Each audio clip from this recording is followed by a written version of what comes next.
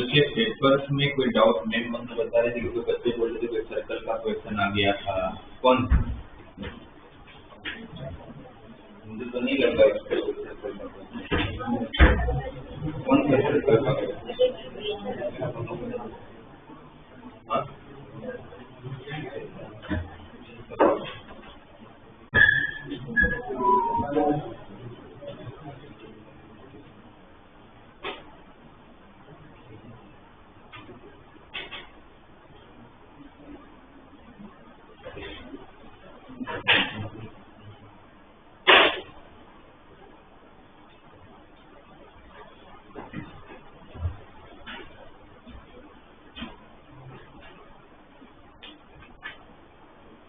तो कौन सा क्वेश्चन ग्रुप में आया आप लोग का पीडीएफ?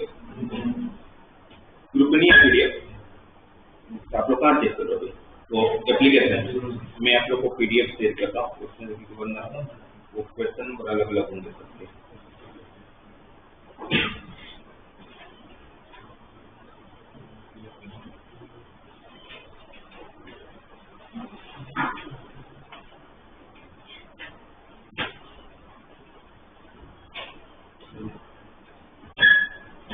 ठीक है, पीडीएफ से मुझे बताओ कौन सा क्वेश्चन आप लोग को लग रहा है सर्कल का?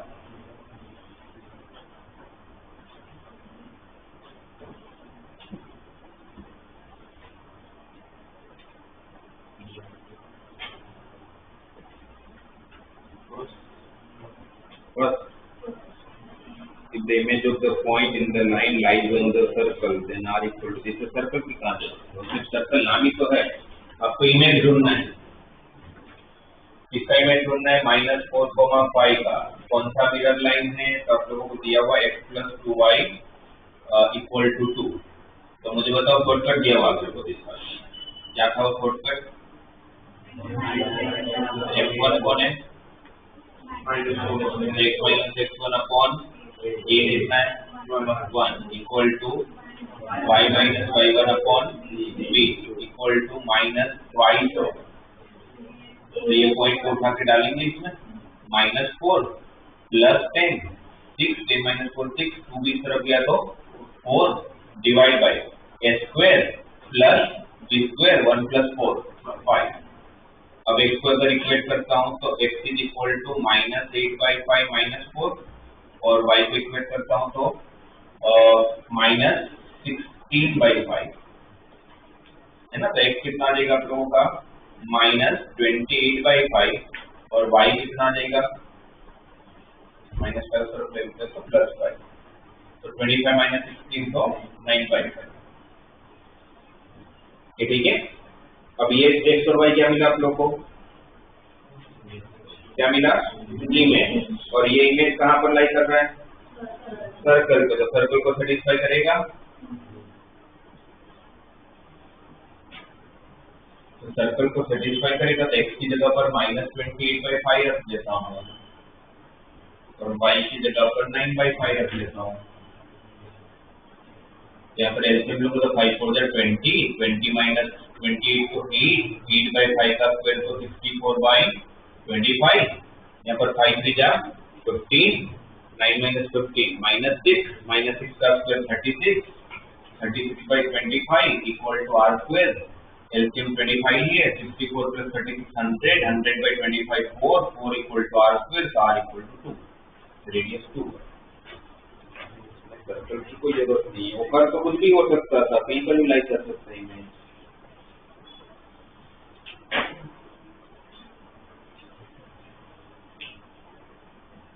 तो जो लाइन के क्वेश्चंस थे उसमें कोई क्वेश्चंस नहीं बना, 5 क्वेश्चन जो भी थे।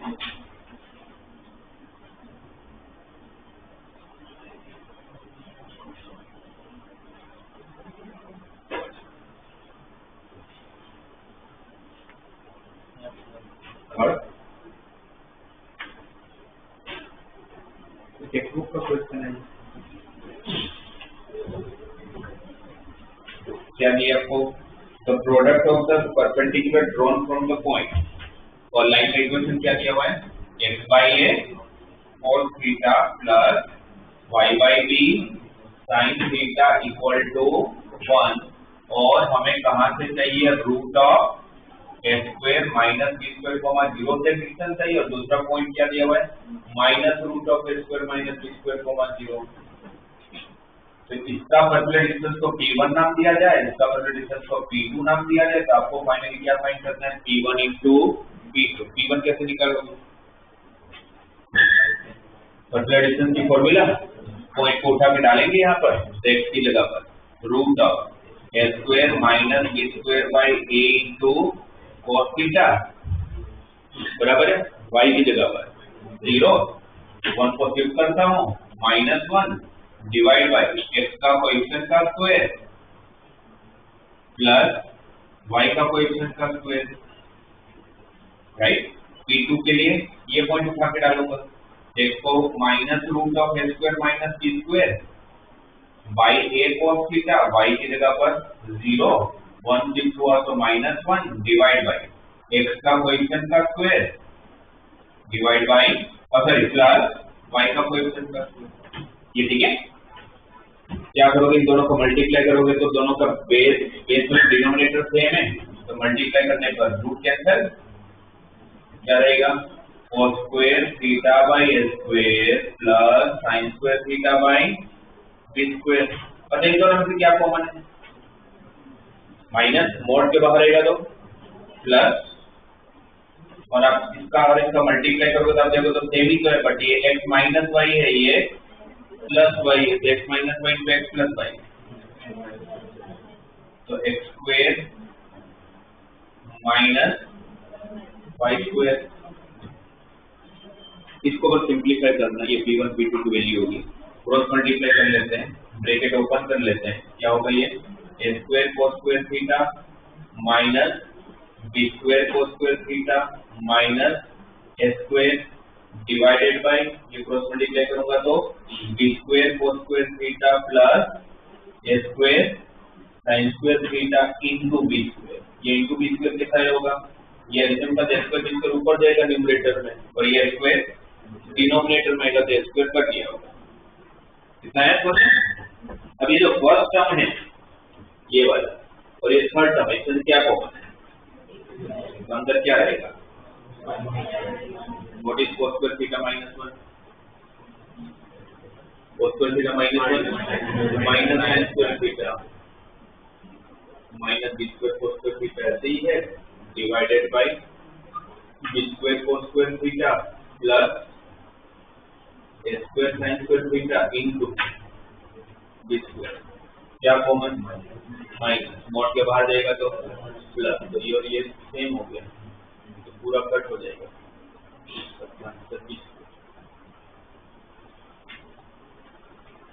सेम टू सेम क्वेश्चन आप लोगों को टेक्स्ट बुक में है, सेकंड लास्ट एक्सरसाइज में पहले भी किया था हमने इसको।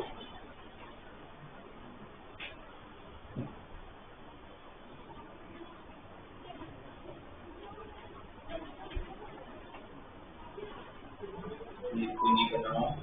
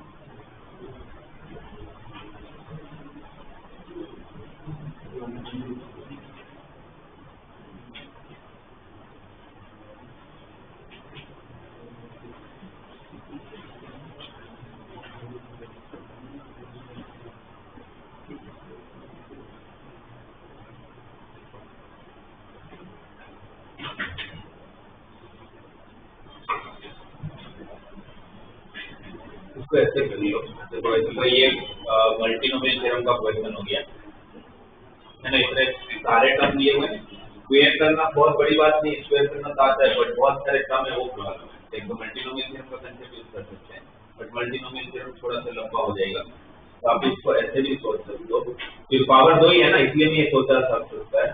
अगर पावर थोड़ा भी ज्यादा होता 3, 4, 5 तो फिर मल्टीनोमियल ही लगाना पड़ता, ऑप्शन ही नहीं था मेरे पास। तो फिर ऐसे क्वेश्चन को लास्ट में रखने से उसके टाइम कंज्यूमिंग होता है ना। ये भी बहुत मैटर करता है कि क्वेश्चन जो जेडब्ल्यू नाम की चीज है उसके अंदर सिर्फ आपको आना जरूरी नहीं है, ये भी बहुत जरूरी कि आप कौन से क्वेश्चन सिलेक्ट करते हो, कौन सा क्वेश्चन अवॉइड करते हो। ऐसे कोई क्वेश्चन में फंस गए जिसमें बहुत ज्यादा टाइम दे दिया तो आप इजी क्वेश्चन छूट जाएंगे, इसलिए क्वेश्चन छोड़ना भी आना चाहिए, वही नहीं करना मेरे को, क्योंकि इसमें टाइम बहुत लगने वाला है। जैसे इसमें पावर 2 ही है, 2 बार लग लिया, आपको किसका क्वेश्चन फाइंड करना है क्वेश्चन में, x टू पावर 5 का। तो मुझे सिर्फ और वैसे तो इसका और इसका मल्टीप्लाई करोगे तो इसमें टोटल कितने टर्म है, 6, इसमें भी कितने टर्म है, 6, 6 टर्म के साथ मल्टीप्लाई होगा तो टोटल 36 टर्म आएंगे, बट मुझे 36 टर्म नहीं चाहिए, मुझे सिर्फ कौन चाहिए, x टू 5 का क्वेश्चन। तो मैं सिर्फ x टू 5 पे फोकस करूंगा। 1 किसके साथ मल्टीप्लाई होगा तो x टू 5 आएगा, तो वहां पर क्वेश्चन क्या बनेगा, 1/5 फैक्टोरियल।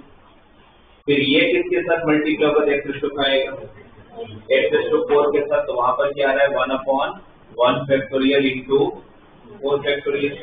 ये किसके साथ मल्टीप्लाई होगा तो x टू 5 आएगा, x क्यूब के साथ, तो 1/2 फैक्टोरियल इंटू 3 फैक्टोरियल। सही है। ये किसके साथ मल्टीप्लाई होगा तो x टू 5 आएगा, सॉरी x क्यूब वाला x स्क्वायर के साथ, तो क्या आएगा 1/3 factorial into 2 factorial. x to 4 पे पहुंचा, x टू 1 के साथ मल्टीप्लाई करूंगा तो 1/4 फैक्टोरियल इंटू 1 फैक्टोरियल। जब यहाँ पहुंचा तो 1 के साथ मल्टीप्लाई होगा, तो वहां पर क्या आएगा 1/5। ये आपका क्वेश्चन का x टू 5 हो गया। सही है। मैंने सिर्फ वही टर्म लिखा है जहां पर x टू 5 मिलने वाला, बाकी सारे टर्म लिखे ही। अब वापस इसको सॉल्व कर तो लूंगा, बट उसका से एक पैटर्न समझने के ट्राई करते हैं। अब देखो तो यहाँ पर 1 4 2 3 3 2 4 1। अच्छा, इसको मैं ऐसे लिख सकता हूँ 0 फैक्टोरियल इंटू 5 फैक्टोरियल, और ये 5 फैक्टोरियल इंटू 0 फैक्टोरियल। अच्छा, ऐसा लिखने का रीजन है कि हर जगह पर मैं जैसे ही तो 4 + 1 5 आ रहा है, 3 + 2 5 आ रहा है, 3 + 2 5 आ रहा है, हर एक में 5 फैक्टोरियल 5 का एडिशन है, और हर एक में 2 फैक्टोरियल होते हैं। इसमें एक साथ में 0 फैक्टोरियल लिख दिया, 0 फैक्टोरियल नहीं होता है, राइट। क्या करोगे, आपके सामने क्वेश्चन आ गया, मुझे इंडिविजुअल सोल्व नहीं करना है, क्योंकि इंडिविजुअल सोल्व करने में टाइम लगेगा। तो क्या करोगे, ये ऐसा कहाँ देखा आप लोगों ने, ऐसा कहाँ आता है, जीपी में आता है, सीक्वेंस सीरीज में भी नहीं आता है। नीचे 2 फैक्टोरियल का मल्टीप्लिकेशन ऐसा कहाँ आता है,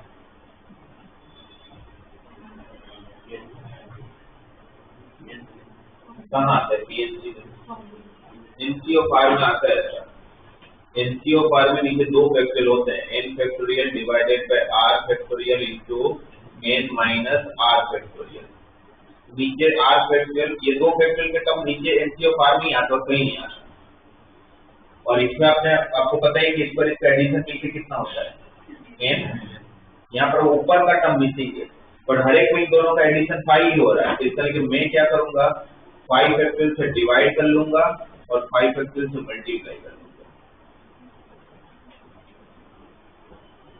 ये तो थोड़ा बहुत आप लोगों को ध्यान आना चाहिए।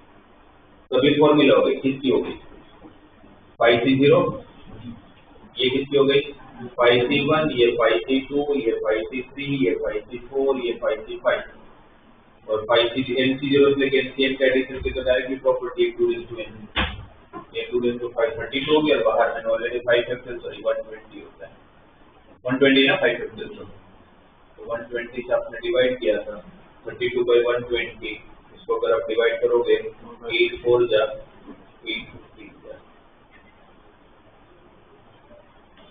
क्या ऑप्शन है बी, तो बी आंसर।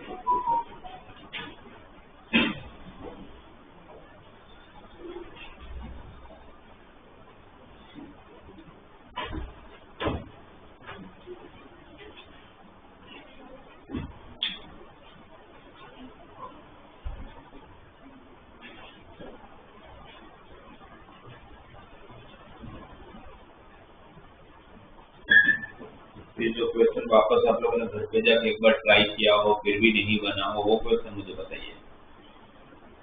वो क्वेश्चन मत बताइए जो आपके एग्जाम में नहीं हुआ, एग्जाम में नहीं आने का फिर घर पे भी जाके वापस ट्राई करो, फिर भी नहीं बनता हो तो मेरे पास आओ।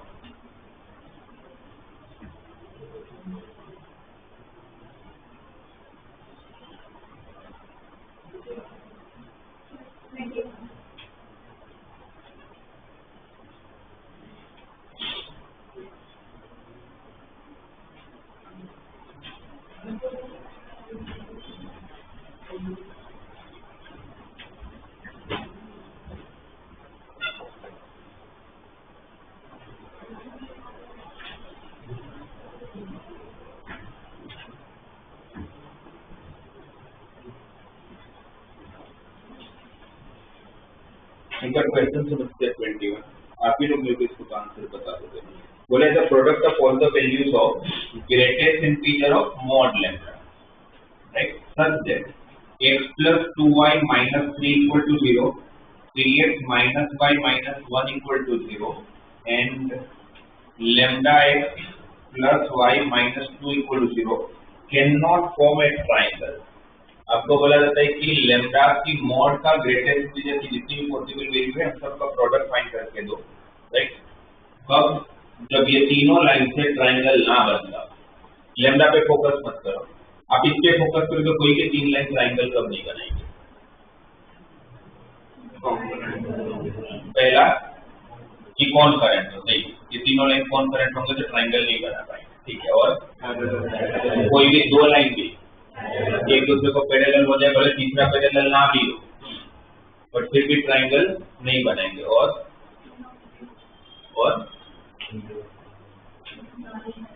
सारी लाइन पैरेलल हो, मतलब कोई हो गया दो लाइन पैरेलल तो तीनों लाइन पैरेलल हो, ठीक है, तीनों लाइन पैरेलल हो, तीनों लाइन में से कोई भी दो लाइन कोइंसिडेंट हो जाए, दो लाइन कोइंसिडेंट, एक के ऊपर दूसरी लाइन हो और तीसरा लाइन कुछ अलग हो,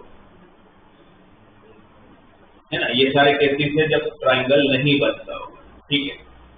पहले से चालू करते हैं, ये तीनों लाइन कौन करेंसी की कंडीशन बताओ। वो तो हो गया L1 plus L2 plus L3 तो 0 नहीं आता है, इसका मतलब तो सीधी बताएगा डिटरमिनेंट। अगर कौन करंट है तो डिटरमिनेंट को क्या होना पड़ता होगा 0।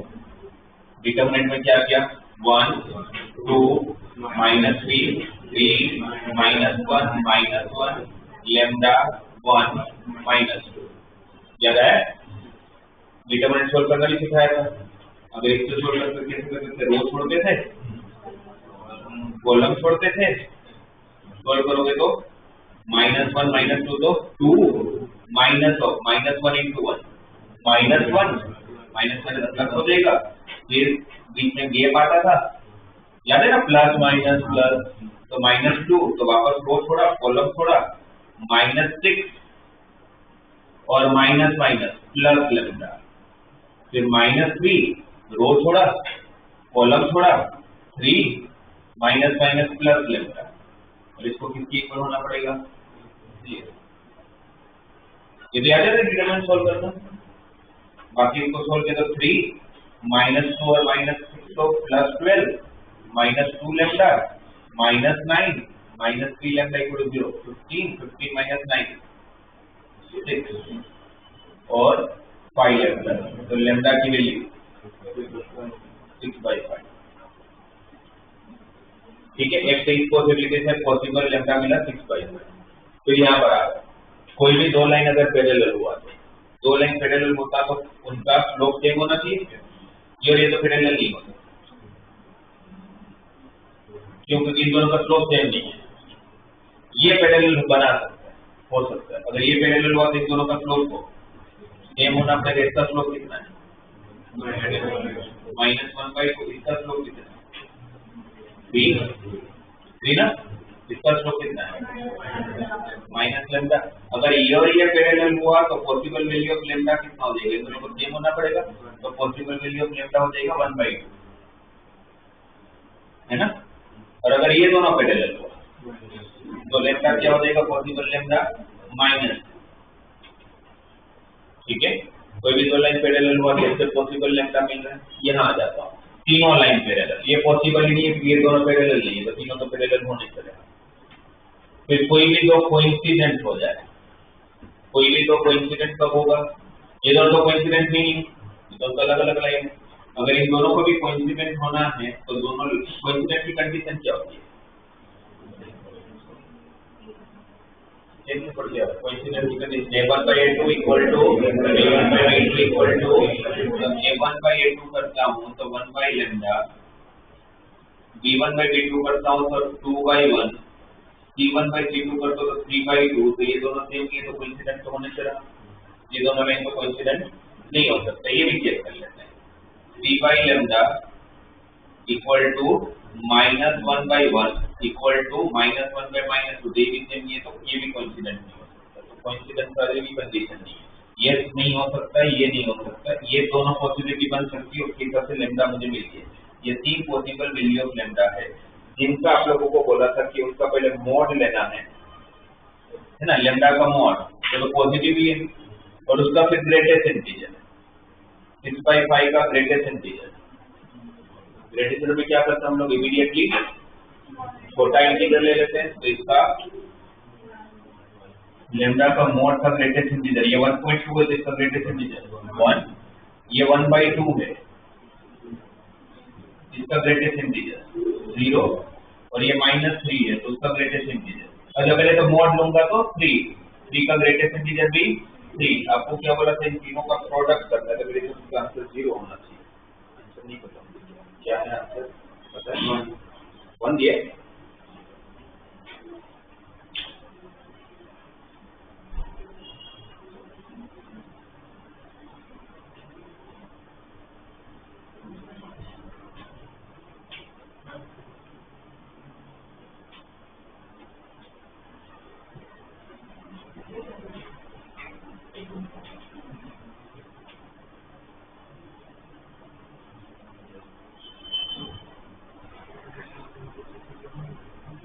पहले मल्टीप्लाई के बाद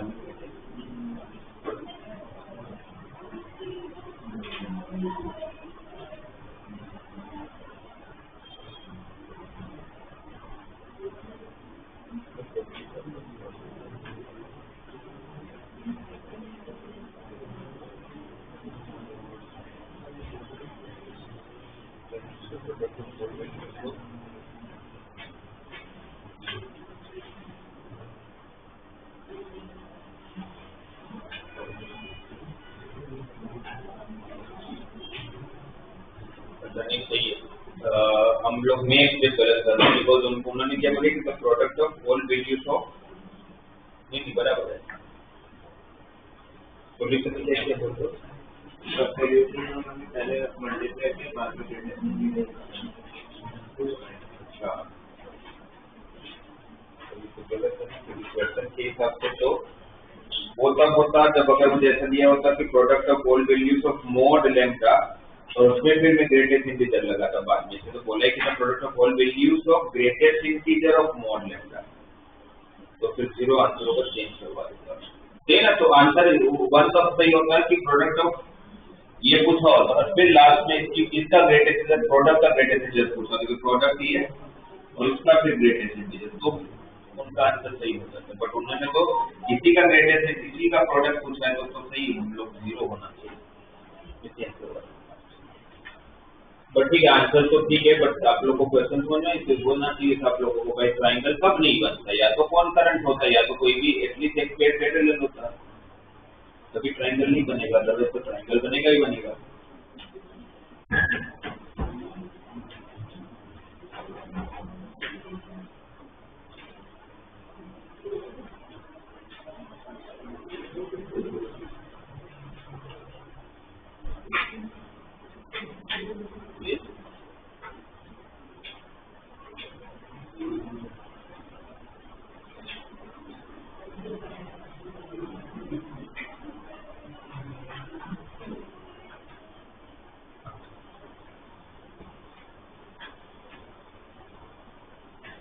कोई 40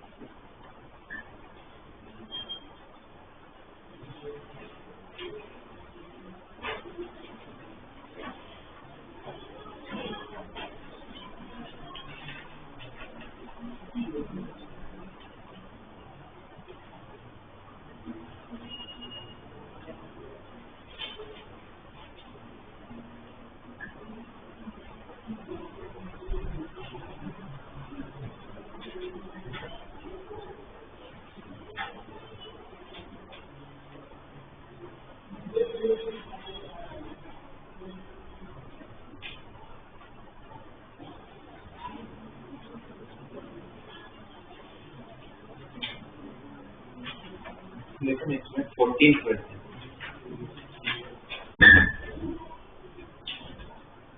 तो 14% में आप लोगों को क्या इंफॉर्मेशन प्रोवाइड करना है, चेक करते हैं।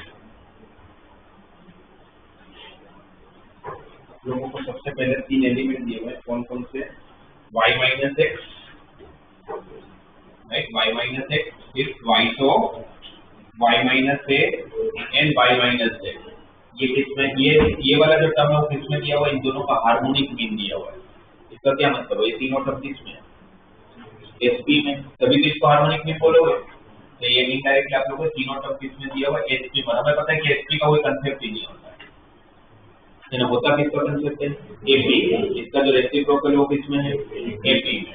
तो 1/y minus x, 1/y of y minus A, 1/y minus z, ये हो गया एपी में। तो फिर आपको लास्ट में पूछा है क्वेश्चन के हिसाब से कि y minus x, y minus a और z माइनस है, सॉरी x माइनस है ना, है ना, x माइनस है, y माइनस है और z माइनस है, ये किस में है, ये आप लोगों को पूछना सही है। तो आपको अगर ये एपी पता है और इसके बारे में पता करना है तो एपी की कंडीशन यूज करते हैं। एपी की कंडीशन क्या होगा, इनके बीच का डिफरेंस सेम होना चाहिए, इनके बीच का डिफरेंस सेम होना चाहिए। तो हम क्या कर लेते हैं, 1/2 of y minus a minus 1/y minus x equal to 1/y minus z minus 1/2 of y minus a. इसको सोल्व करके चेक करते हैं कि तीनों टर्म किस में है, एपी में है, जीपी में है और क्या ऑप्शन दिया हुआ है, एपी जीपी एसपी में है या किसी में भी, जरूरी नहीं है किसी में होगा। तो अब इसको क्रॉस मल्टीप्लाई करते हैं सोल्व करने के लिए, तो क्या होगा, y minus x minus 2y minus 2 और माइनस तो प्लस 2 है divided by twice of y minus A into y minus x, यहाँ पर क्रॉस मल्टीप्लाई करोगे तो 2y minus 2a minus y plus z divided by y minus z और twice of y minus, तो दोनों तरफ से ट्वाइस ऑफ y माइनस तो कट ही हो रहा है, ठीक है। यहाँ पर क्या बचेगा, y minus 2y minus y minus x plus 2a divided by y minus x, और यहाँ पर 2y minus y, y minus 2a plus z divided by y minus z, correct.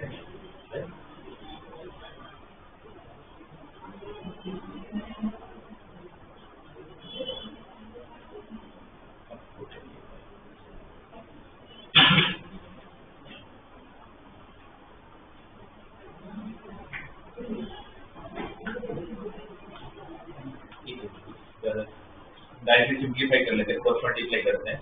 यहाँ पर क्रॉस मल्टीप्लाई करोगे क्या आ जाएगा, minus y square plus y z minus x y plus x z plus 2ay minus 2az equal to, सामने भी cross multiply करोगे तो y square minus 2ay plus z y minus x y plus 2a और minus Z, तो cancel होकर तो दोनों तरफ चेक कर लेते हैं, माइनस वाई स्क्वायर और वाई स्क्वायर तो कट नहीं होगा, वाई जेड किसके साथ कट हो रहा है, यहाँ पर देखो तो प्लस वाई जेड और यहाँ पर जेड वाई ये कट हो, माइनस एक्स वाई कट हुआ है ना, बाकी कुछ कट होते हुए नहीं दिख रहा है। ये एक्जेक्ट और ये एक्जेक्ट को साथ में लोगे तो 2 एक्जेक्ट राइट, ये माइनस 2ay को किस तरफ लगोगे, 2ay plus 2ay plus 4ay, फिर क्या रहेगी आपके पास, यहाँ पर ये वाई स्क्वायर और माइनस वाई स्क्वायर को तरफ लूंगा तो 2y स्क्वायर, ये 2ax बच गया और यहाँ पर 2az बचा है, तो इसका आंसर जब 2ax और माइनस 2az को तरफ लूंगा तो प्लस 2az,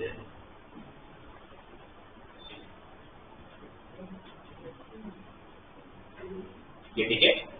अब सब जगह से क्या कट हो रहा है, 2 कट हो रहा है ना, 2 कॉमन निकल के कट हो जाएगा। ये इतना तो देखिए तो समझ में आ रहा है कि ये जो तीनों टर्म होगा वो एपी जीपी एपी और एसपी में तो नहीं है, क्योंकि एपी में होता तो फिर कंडीशन तो इसका डिफरेंस सेम आता, डिफरेंस सेम आता तो इसमें से इसको सब्ट्रैक्ट करो तो एक कट नहीं हो जाता, इसमें से भी इसको सब्ट्रैक्ट करो तो एक कट हो जाता, तो लास्ट में ए तो कट ही नहीं हो रहा है, ए तो बचने ही वाला है, तो पक्की बात है कि ये एपी में भी नहीं होने वाला, जीपी में फिर एसपी में भी नहीं होने वाला। अगर ये हुआ तो शायद जीपी हो सकता है, समझ आया ना क्यों एपी नहीं हो सकता है, और एपी नहीं होगा तो एसपी भी नहीं होगा ऑब्वियसली, तो फिर या तो जीपी होगा या तो किसी में भी नहीं होगा। जीपी की कंडीशन क्या होगी, इसका स्क्वायर इस पर इसका मल्टीप्लाई के बराबर होना चाहिए, और इसका अगर मैं स्क्वायर करता हूं तो मुझे क्या मिलना चाहिए,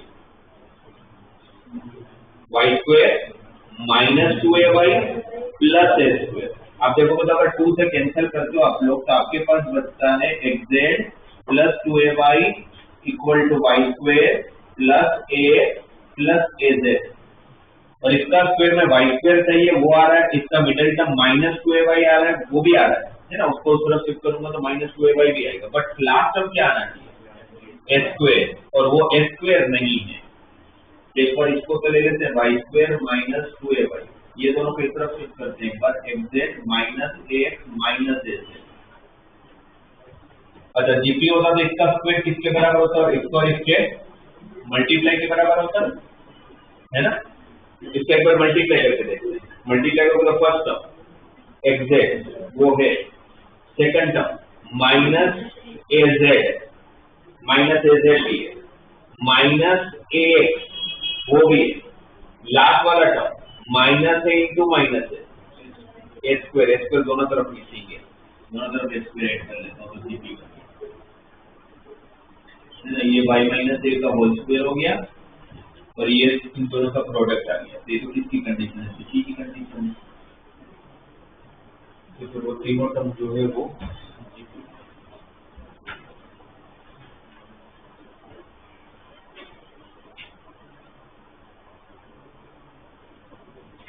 इसमें कभी कभी फिर उल्टा भी सोचने को जीपी लाना हो तो क्या होना चाहिए था वहां पर जिसको जीपी बनेगा।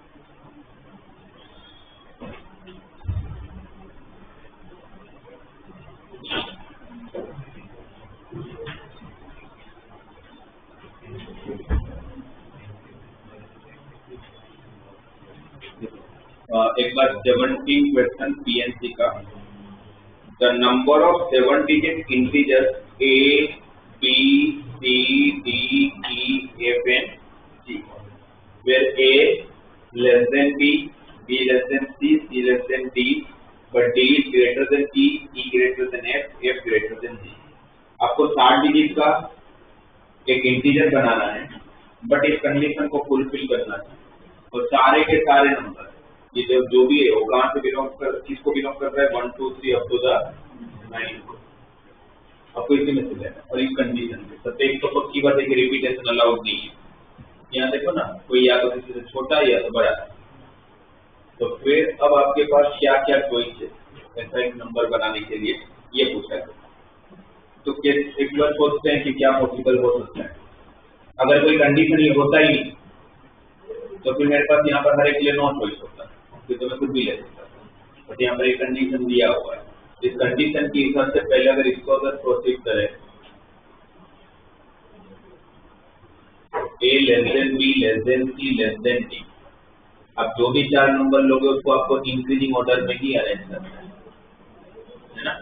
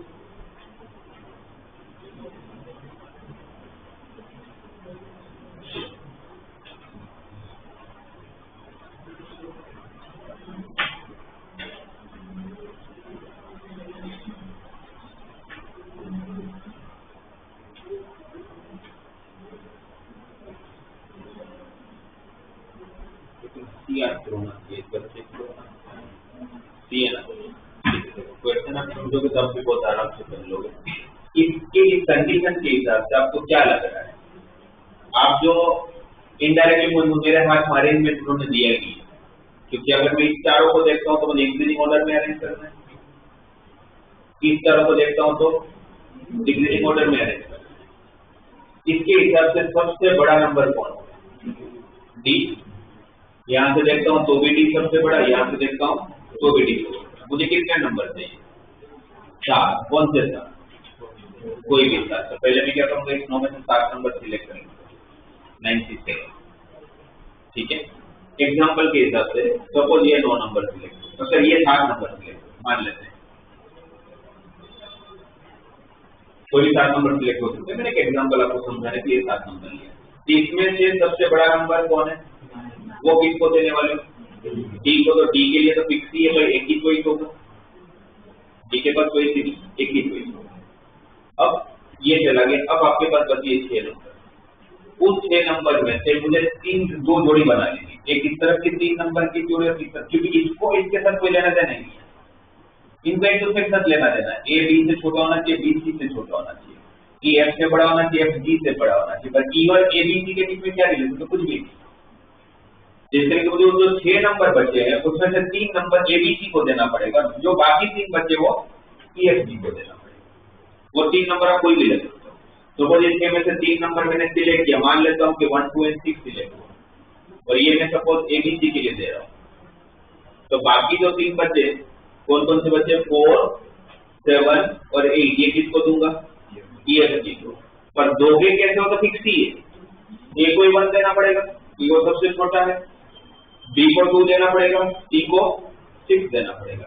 इसके हिसाब से सोचो तो सबसे बड़ा ई को देना पड़ेगा 8, 7 एफ को देना पड़ेगा, 4 जी को देना पड़ेगा। किसको क्या देना हो आपके हाथ में नहीं है चॉइस। 3 नंबर कौन से लेना हो मेरा? तो 6 नंबर के और कौन से 3 मैं किसी को दूंगा? तो 3 नंबर सिलेक्ट कर लेता हूँ, 63। और जो बाकी के 3 बचे तो ऑटोमेटिकली एफ जी के पास ही चला जाएगा। तो डी के पास एक चॉइस, एबीसी को लेके 63 चॉइस, और ईएफजी को लेके जो बाकी 3 बचे 333 की चॉइस। तो 333 तो 1 ही होता है, तो हमने लिखा नहीं है। 63 को सोल्व किया तो 20 है, और ये इंटू 92 करना बाकी है, जो पहले आपने 7 नंबर सिलेक्ट किया। तो 97 और 92 सेम होता है, राइट?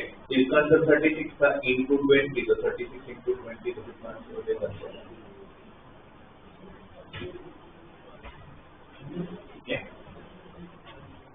ऐसे क्वेश्चन आपने पहले भी किया, बट इससे थोड़ा इजी था।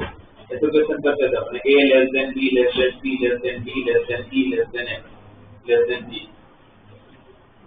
तो इस क्वेश्चन में क्या करते थे? डायरेक्टली 97 लिख लेते थे, क्योंकि आपके पास अरेंजमेंट तो ही नहीं, आपके पास बस 7 नंबर सिलेक्शन की कोई अरेंजमेंट की तो कोई थी नहीं। और इसमें बीच में बस उन्होंने थोड़ा बदल दिया।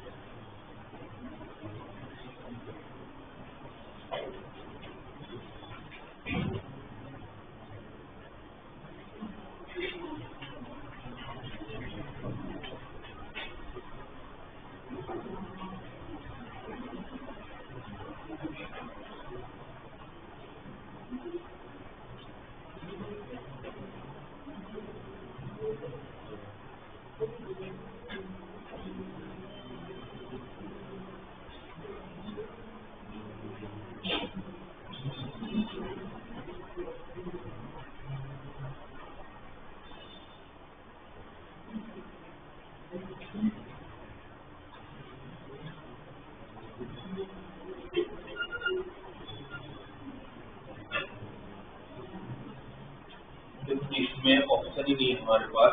आप लोगों को क्या ढूंढना है? इस सीरीज का फोर्थ टर्म, इस सीरीज का 19th टर्म, है ना, 18 ढूंढना आप लोगों को। और आप लोगों को दोनों सीरीज में फर्स्ट और लास्ट टर्म दिया हुआ है। मुझे बोलता है इसका फर्स्ट टर्म और लास्ट टर्म, इस पूरी सीरीज में टोटल कितने का? 22, राइट। अगर सीरीज एसपी में तो उसका रेसिप्रोकल एपी में होगा, तो इसका सबसे लास्ट टर्म है 1/6। डिफरेंस पता कर लेता हूँ। ये मेरा कौन सा टर्म है? 22। तो 22nd टर्म की formula a plus n minus 1 into D. मैं पूरा नहीं कर रहा हूँ। इससे क्या मिल जाएगा आपको? डी मिल जाएगा। तो क्या मिलेगा? डिफरेंस मिल जाएगा। डिफरेंस मिलेगा, किसका डिफरेंस मिलेगा? 1/2, 1/s1, 1/s2। तो एपी में बन चुका है ना, ये एपी हो गया था। अब अगर इसका डी मिल गया तो मुझे इसका S18 ढूंढना है। S18 मतलब ना कौन सा नंबर का? 19 तब ना, तो यहाँ से 18 देखोगे तो 19 तक हो जाएगा। तो आपकी सीरीज का 19 टर्म ढूंढना है। इस सीरीज का 19 टर्म ढूंढ लोगे। 19 टर्म की फॉर्मूला क्या होगी? a plus n minus D. D तो नहीं था प्लस, ये तो है, तो डी मिल चुका था। इस सीरीज का 19 टर्म मिल गया, उसका रेसिप्रोकल मेरा S18 हो जाएगा, राइट। और ये सीरीज ऑलरेडी कितनी है? एपी बीच में कितने का? 22। तो इसका 6 equal to a plus n minus 1 into difference को कैपिटल लेना, यहाँ से डी मिल जाएगा। इस सीरीज का S3 ढूंढना है। S3 मतलब कौन सा टर्म है? 4। तब तक डी नहीं था, डी मिल चुका था, फोर्थ टर्म मिल जाएगा। दोनों को मल्टीप्लाई करते हैं, इसमें डी एप्पल ढूंढ लो दोनों सीरीज का।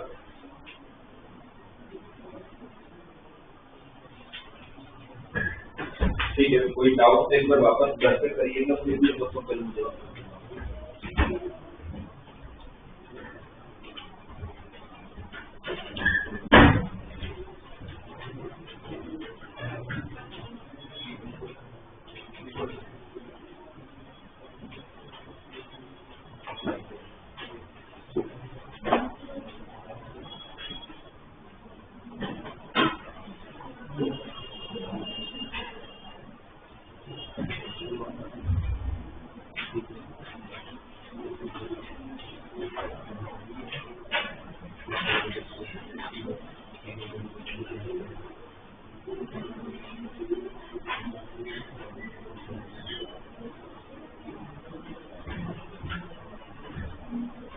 यहाँ पर ध्यान दे सकते हो। आप लोगों को कोऑर्डिनेट ज्योमेट्री का एक सेक्शन, 2 सेक्शन है, फिर बेसिक कंसेप्ट ऑफ कोऑर्डिनेट और स्ट्रेट लाइन, ये हमने ऑलरेडी डिस्कस किया हुआ है। उसके बाद का जो कंसेप्ट है pair of straight line,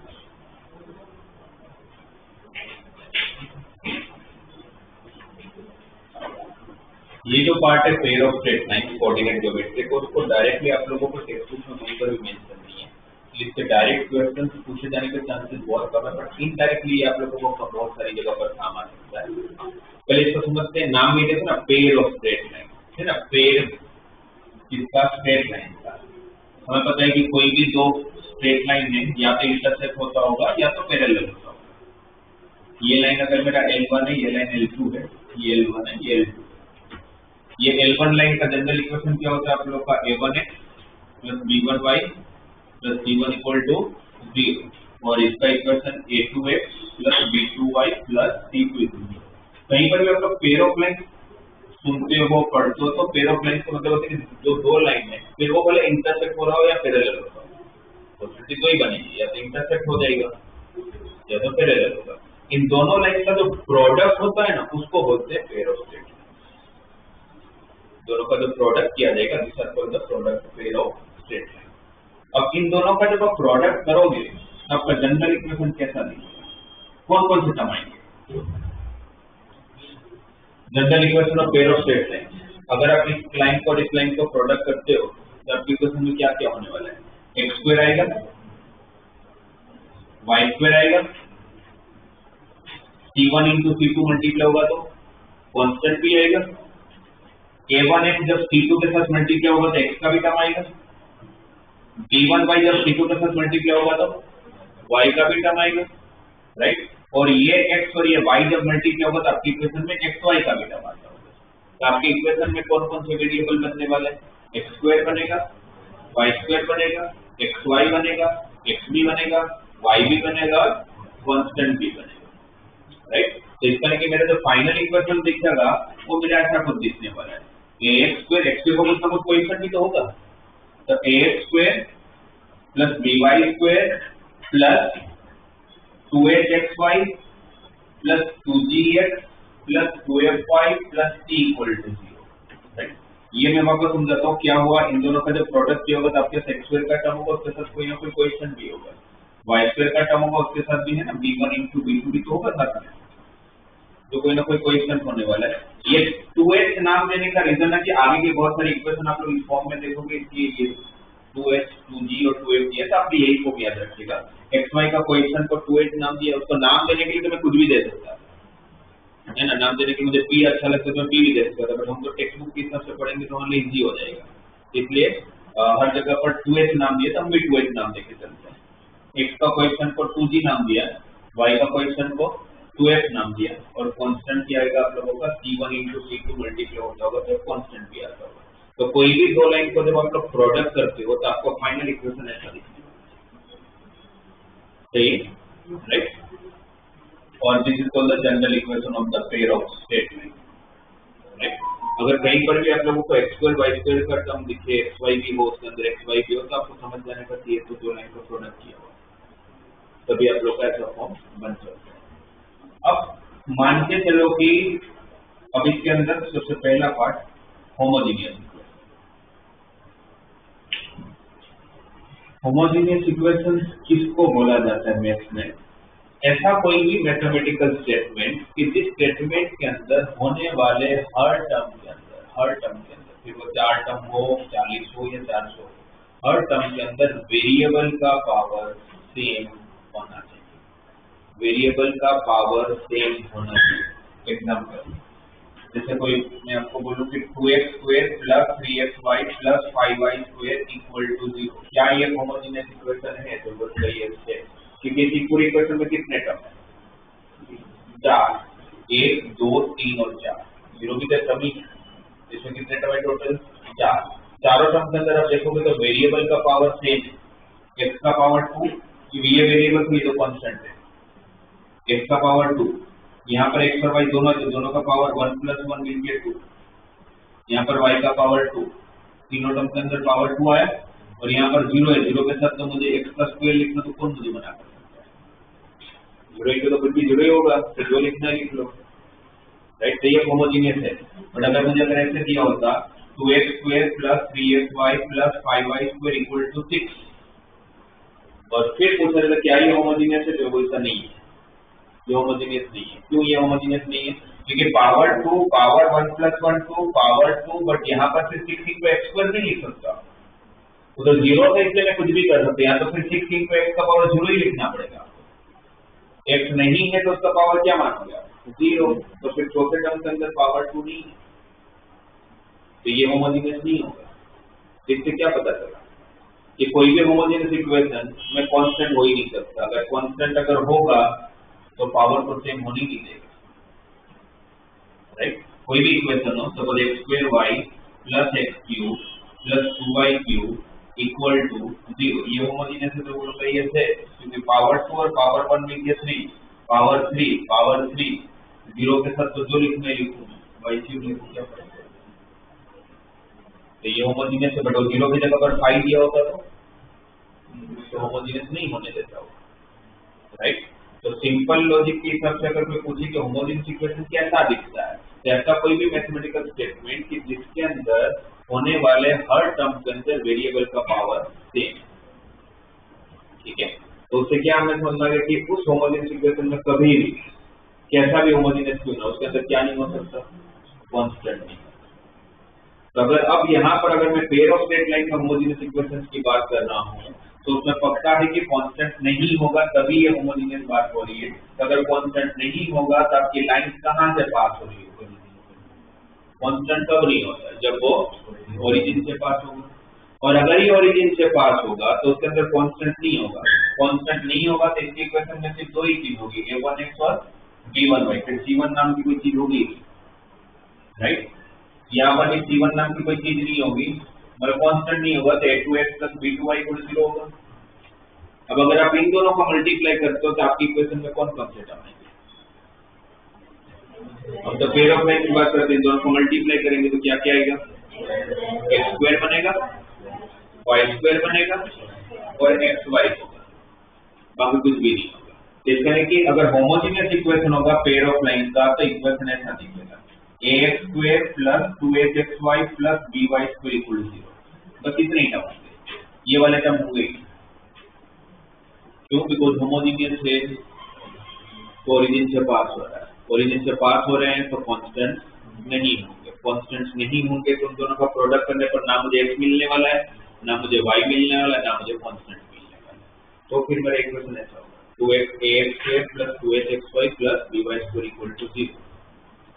that is x square हो सकता है, xy हो सकता है, y स्क्वायर हो सकता है। तो ऐसा क्वेश्चन तो आपको पूछने ही वाले हैं कि भाई 2y माइनस x equal to 0 and x plus 2y equal to 0,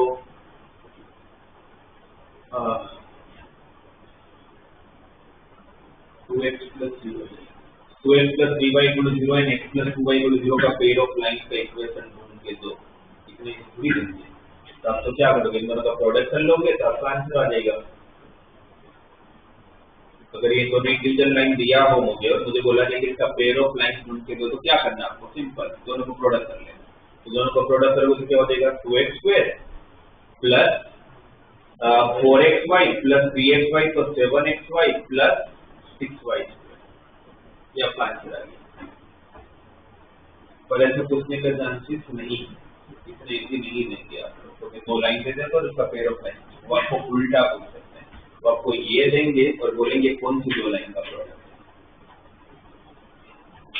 तो एक तो ये हो सकता है कि मैं इसको फैक्टराइज कर लो अगर होता होगा तो, है ना। अब यहाँ से यहाँ जाना है आपको, तो अगर फैक्टराइज होता होगा तो फैक्टराइज कर लूंगा, जैसे 2x square plus 7xy plus 6y square तो 6 2 12 और 7 चाहिए तो 4 और 3 में ब्रेक कर लूँ, है ना। तो 2x square plus 4xy plus 3xy plus 6y square equal to 0। यहाँ से क्या कॉमन, 2x तो x प्लस 2y बचेगा, यहाँ से क्या कॉमन 3y तो क्या बचेगा x प्लस 2y बचेगा। तो कौन से दो फैक्टर हो गए, एक 2x प्लस 3y हो गया and another one is x plus 2y हो गया। इक्वेट करूंगा तो 2x plus 3y equal to 0 and x plus 2y equal to 0, correct. तो फैक्टराइज हो गया तो ठीक है, तो हम कर लेंगे, कोई प्रॉब्लम नहीं है। बट अगर हर केस में फैक्टराइज भी तो नहीं होता होगा और दो वेरिएबल है, नॉर्मल क्वाड्रेटिक भी नहीं है या फिर वो डिस्क्रिमिनेंट की हेल्प वगैरह ले लो, तो फिर हम इजी कर लेते हैं। जब लाइन ओरिजिन से पास होता है तो इसको मैं ऐसे भी लिख सकता था, इसी फॉर्म को y equal to m1x and y equal to वाला को होता है ना, y equal to mx plus c। इसमें c क्यों नहीं लिखा मैंने, ओरिजिन से पास है तो कांस्टेंट नहीं होगा, दोनों का स्लोप अलग अलग होगा, तो एक बार m1 लिया और एक बार m2 लिया, राइट। इन दोनों का प्रोडक्ट जो होगा उसको हम क्या बोलेंगे, पेयर ऑफ लाइन। दोनों का प्रोडक्ट को हम क्या बोलेंगे, पेयर ऑफ लाइन। इन दोनों का प्रोडक्ट करते हैं, m1x माइनस y का प्रोडक्ट m2x माइनस y के साथ क्या होगा, m1x into m2x, m1 m2x square, m1x minus y minus m1xy, m2x minus y minus m2xy minus minus plus y square equal to 0। m1 m2 x square, इन दोनों में से xy मुझे common दिख रहा है, तो xy कॉमन लेता हूं तो अंदर क्या बचता है m1 plus m2 plus y square equal to 0। ये किसका इक्वेशन है? जिसका इक्वेशन है पेयर ऑफ लाइंस का, तो इन दोनों का प्रोडक्ट किया, और पेयर ऑफ लाइंस के हिसाब से हमारा इक्वेशन ये होना चाहिए अगर जनरल फॉर्म में देखता हूं तो ये और ये तो दोनों ही सही, बस लिखने का तरीका अलग है। एक बार मैंने जनरल फॉर्म के हिसाब से लिखा है, एक बार मैंने स्लोप फॉर्म के हिसाब से लिखा है, पर बात तो एक ही इक्वेशन की चले, एक ही पेयर ऑफ लाइंस की बात चल रही है। तो अगर मैं इन दोनों को इक्वेट, मतलब अगर ये दोनों सेम ही है, तो अगर दोनों को कंपेयर किया जाए, दोनों को कंपेयर किया जाए तो सबसे पहले मुझे दिख रहा है कि यहाँ पर वाई स्क्वायर अकेला होना चाहिए, अकेला होना चाहिए, उसके साथ कोई कोएफिशिएंट नहीं होना चाहिए। तो यहाँ पर भी वाई स्क्वायर को कोएफिशिएंट नहीं रखना, तब क्या करोगे? पूरी इक्वेशन किससे डिवाइड करोगे? b से। तो यहाँ पर a बाई बी, यहाँ पर 2h बाई बी, और ये b कैंसिल। अब अगर आप इक्वेट करते हो तो आपको x स्क्वायर का कोएफिशिएंट यहाँ पर क्या मिल रहा है? m1 m2, यहाँ पर क्या मिल रहा है? a by b. तो मुझे क्या रिलेशन मिल गया कि भाई m1 इंटू m2 को किसके बराबर होना पड़ेगा? a बाई बी के बराबर होना पड़ेगा, करेक्ट। और xy का कोएफिशिएंट इक्वेट करते हो तो m1 प्लस m2 किसके बराबर होना पड़ेगा?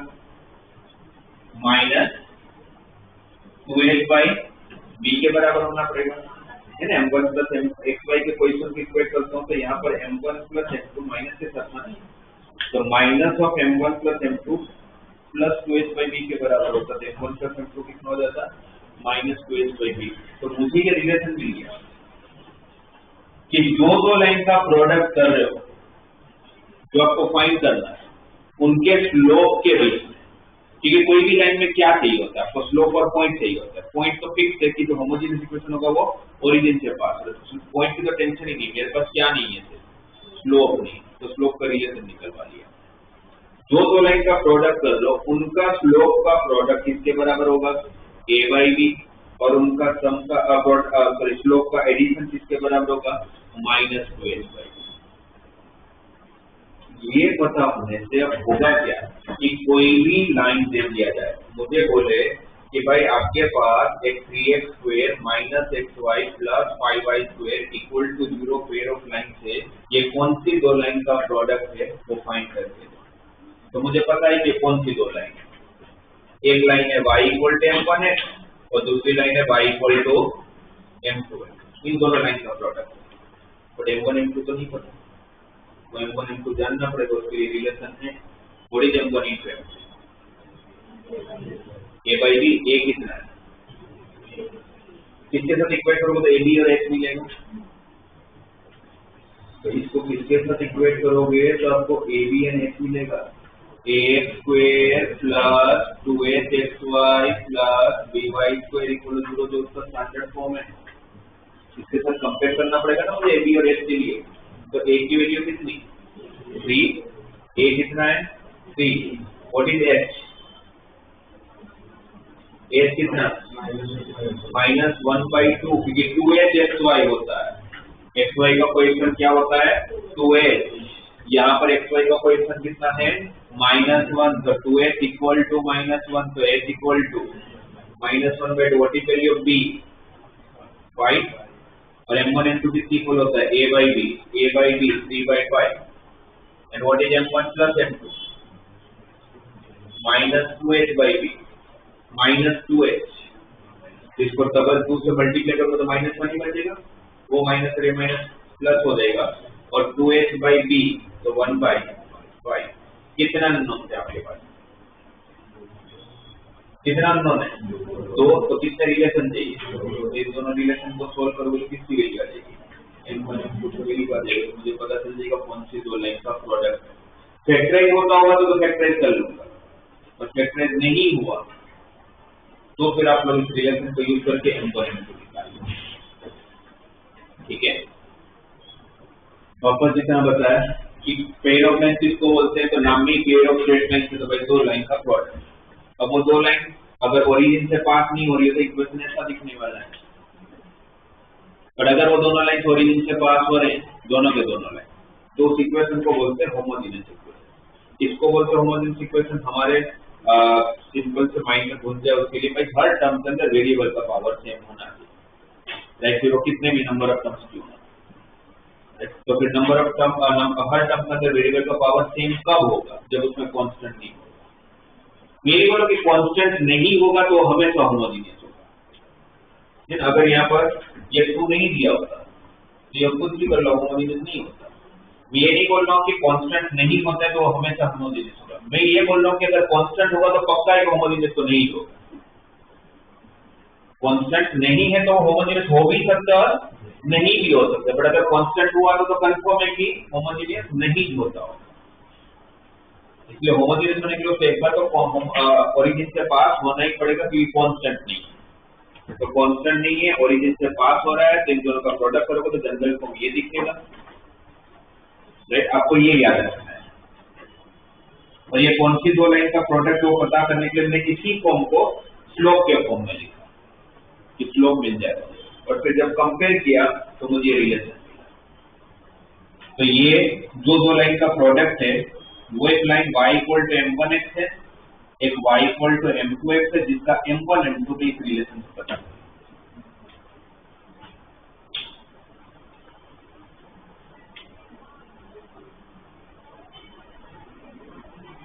क्लियर है यहाँ तक?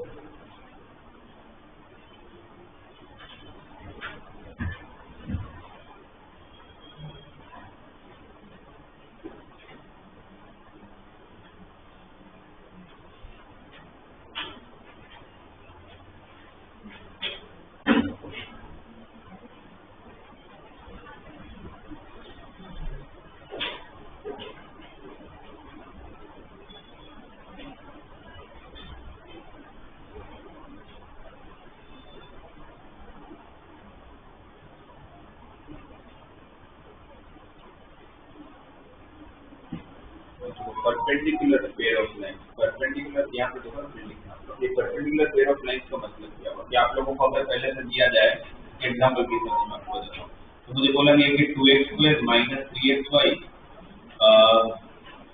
प्लस y² इक्वल टू 0, ये दो लाइन का प्रोडक्ट है ना, और होमोजेनियस भी है बिकॉज कांस्टेंट ही नहीं है इसके अंदर। कौन सा फॉर्म है? ax² plus 2hxy plus dy²। अब क्वेश्चन क्या होगा कि इसका परपेंडिकुलर पेयर ऑफ लाइन, और दो मिनट में परपेंडिकुलर पेयर ऑफ लाइन का ये जो दो लाइन का प्रोडक्ट होगा, सपोज ये आपका लाइन L1 है, ये कोई लाइन L2 है, उन दोनों का प्रोडक्ट सपोज ये दिया होगा। तो इस लाइन का कोई ना कोई एक ऐसा परपेंडिकुलर लाइन होगा जो ओरिजिन से पास होगा। इस लाइन के कितने परपेंडिकुलर लाइन होंगे? L2 के। ये मेरे पास एक लाइन है, इसका कितना परपेंडिकुलर लाइन? तो हर पॉइंट पे परपेंडिकुलर लाइन इनफाइनाइट परपेंडिकुलर होगी इसके साथ, उससे तो कोई एक तो होगा जो ओरिजिन से पास हो रहा होगा। सही है, इस L2 का कोई ना कोई ऐसा लाइन जरूर होगा जो ओरिजिन से पास भी हो रहा है और L2 के साथ परपेंडिकुलर, सॉरी L1 के साथ परपेंडिकुलर। फिर ऐसा भी कोई ना कोई एक लाइन होगा जो ओरिजिन से पास हो रहा है और L2 के साथ भी परपेंडिकुलर है, जिसको अगर मैं L3 और L4 नाम देता हूँ, तो मुझे क्वेश्चन के हिसाब से L3 into L4 चाहिए। ये जो दो लाइन का प्रोडक्ट है उनका परपेंडिकुलर लाइन का प्रोडक्ट क्या होगा? Perpendicular pair of line. तो अगर मैं आपसे पूछूं कि अगर इसका equation y equal to m1x है, तो इसका परपेंडिकुलर का इक्वेशन क्या होगा? L1 अगर मेरा y इक्वल टू m1x है, तो what is equation of perpendicular lines of L1? क्या होगा? इसका स्लोप m1 है, इसका स्लोप क्या होगा? -1/m1। इसका इक्वेशन क्या होगा? y इक्वल टू -1/m1 है। यस, इसका इक्वेशन अगर y इक्वल टू m2x है, what is equation of L4? y equal to -1/m2x। ये पर्टिकुलर लाइन की कंडीशन क्या होती है? प्रोडक्ट को इक्वल टू -1 होना पड़ेगा स्लोप के प्रोडक्ट को। सही है। अब इसको अगर आप क्रॉस मल्टीप्लाई करते हो तो m1y plus x equal to 0, और इसको क्रॉस मल्टीप्लाई करते हो तो m2y plus x equal to 0,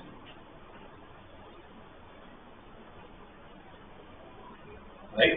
और ओरिजिनल इक्वेशन क्या था, m1x minus y equal to 0 and m2x minus y equal to 0।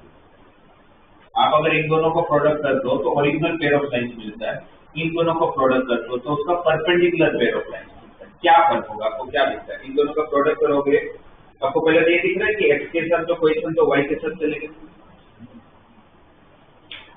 तो दोनों x के साथ क्वेश्चन तो किसके साथ चलेंगे, y के साथ चलेंगे, और y के जो क्वेश्चन थे वो किसके साथ चलेंगे, x के साथ। यहाँ पर y का क्वेश्चन 1 था, यहाँ पर x का क्वेश्चन 1 है, तो पहले तो x के क्वेश्चन और y के क्वेश्चन इंटरचेंज हो जाना, पहले तो ये दिख रहा है। दूसरा क्या फर्क दिख रहा है, प्लस और माइनस का, यहाँ पर जो साइन था वो साइन बदल गया, मतलब xy का साइन बदलेगा,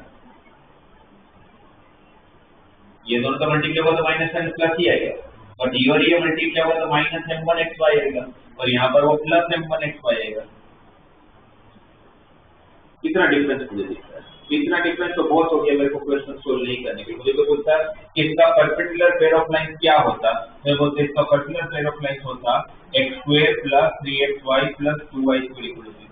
ये बराबर क्या किया मैंने, कितने डायग्राम लिख दिया, इससे मुझे पता चल गया कि x स्क्वायर y स्क्वायर का कोएफिशिएंट को बदल देना।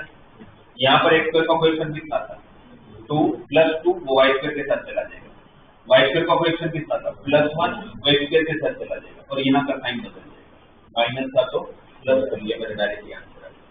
ना मुझे दोनों लाइन इंडिविजुअली ढूंढना है, ना उसका परपेंडिकुलर लेना है, कुछ नहीं करना। आप सिर्फ क्या करोगे, x स्क्वायर और y स्क्वायर का कोएफिशिएंट को इंटरचेंज करोगे, और बीच की जो xy की साइन होगी उसको बदल दोगे, प्लस होगा तो माइनस, माइनस होगा तो प्लस, राइट।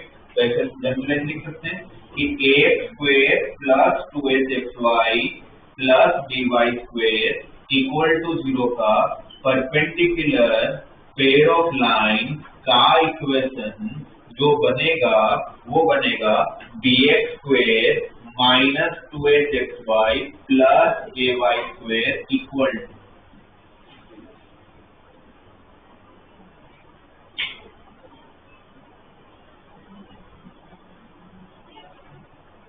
समझ आया, क्योंकि ये पता चला तो कितनी कंडीशन पे स्लोप का प्रोडक्ट माइनस न होता, बस उसी को यूज किया। ठीक है,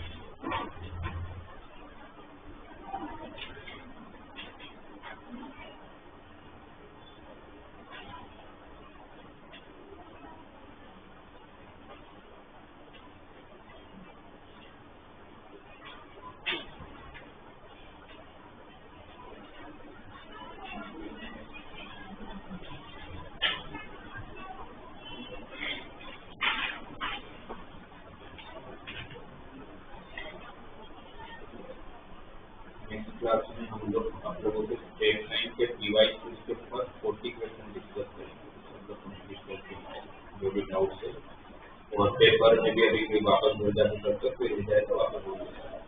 ठीक है, इसको फर्दर डिस्कस करते हैं नेक्स्ट क्लास में।